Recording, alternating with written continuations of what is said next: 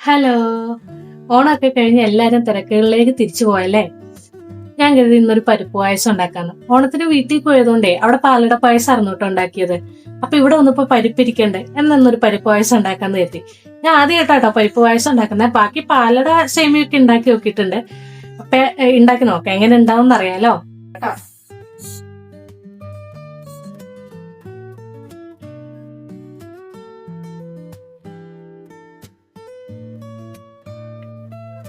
ഞാനിത് കുറച്ചായിട്ട് ഉണ്ടാക്കുന്നുള്ളൂ. വേറെ ഒന്നും കൊണ്ടല്ല, ഞാനും ന്യൂസും ബേബിയും മാത്രല്ലേ ഉള്ളൂ.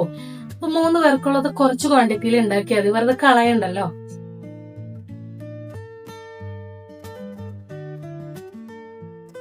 പരിപ്പ് നന്നായിട്ടൊന്ന് കളറ് മാറുന്ന വരെ വറുത്തെടുക്കണം കേട്ടോ.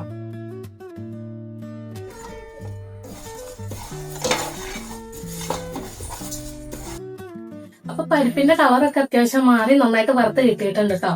ഇനി അത് മാറ്റിയിട്ട് ഒന്ന് കഴുകിയെടുക്കാം.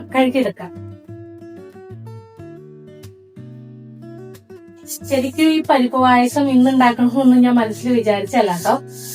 എന്തെങ്കിലും ഉണ്ടാക്കണമെന്ന് തോന്നുമ്പോ അപ്പൊ തന്നെ ഉണ്ടാക്കുന്നതാണ് എനിക്കിഷ്ടം. പ്ലാൻ ചെയ്ത് കഴിഞ്ഞാൽ ഒരു കാര്യം നടക്കാറില്ല. ഈ പായസം ഉണ്ടാക്കുന്ന ബേബിക്കും അറിയില്ല, പണി കഴിഞ്ഞ് വരുമ്പോഴാണ് അറിയുള്ളൂ.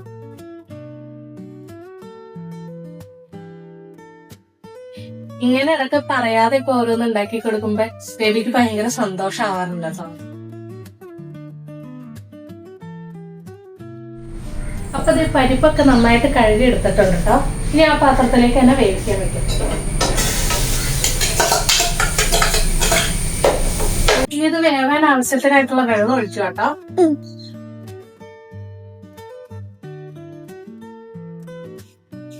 പരിപ്പ് ഏകദേശം വെന്ത് വന്നിട്ടുണ്ട് കേട്ടോ.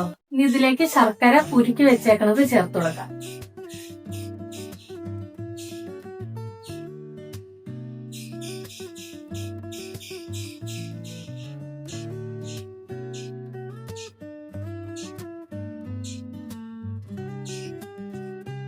ഇതിങ്ങനെ ചേർത്ത് കൊടുക്കുന്ന വേറൊന്നും കൊണ്ടല്ല കേട്ടോ.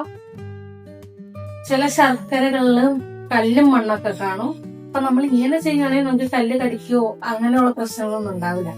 അതുകൊണ്ട് ഞാൻ എന്ത് സാധനം ഉണ്ടാക്കണമെന്ന് ശർക്കര ഉരുക്കുമ്പോ ഇതുപോലെ ശർക്കര പാനിയായിട്ട് ഉണ്ടാക്കിയിട്ട് ഇതുപോലെ ചേർത്ത് കൊടുക്കട്ടെ ചെയ്യാറ്.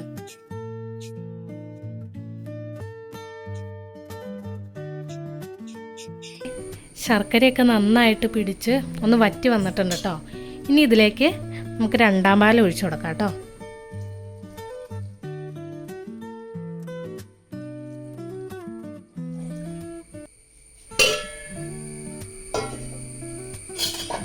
ജസ്റ്റ് ഒന്ന് ഇളക്കി കൊടുക്കാം.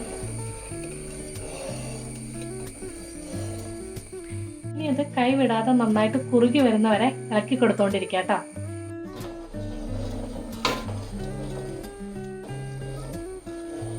അപ്പൊ 2ാം പാല് നന്നായിട്ട് കുറുകി വന്നിട്ടുണ്ട് കേട്ടോ. ഇനി ഇതിലേക്ക് നമ്മുടെ 1ാം പാലും കൂടെ ഒഴിച്ചു കൊടുക്കുക കേട്ടോ.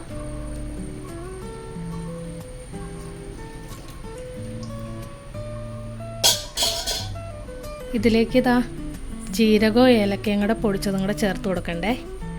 പൊടിച്ചല്ല, ഞാൻ ജസ്റ്റ് ചതച്ച എടുത്തിട്ടുള്ളൂ കേട്ടോ. നെയ്യ് ചേർത്ത് അണ്ടിപ്പരിപ്പും മുന്തിരി ഒന്ന് ജസ്റ്റ് വറുത്തെടുക്കാം. ഫ്രിഡ്ജിൽ വെച്ചാലോണ്ട് ഇത് ഇച്ചിരി കട്ടിയായിട്ടിരിക്കണം. എടുക്കാൻ ഇച്ചിരി പാടുണ്ട്, കുറച്ച് മതി.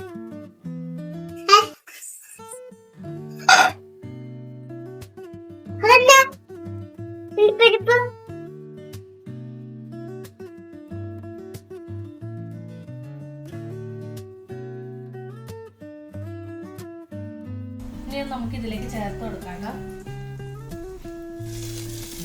മുന്തിരി ഒന്നും ഞാൻ അധികം ചേർക്കല്ല.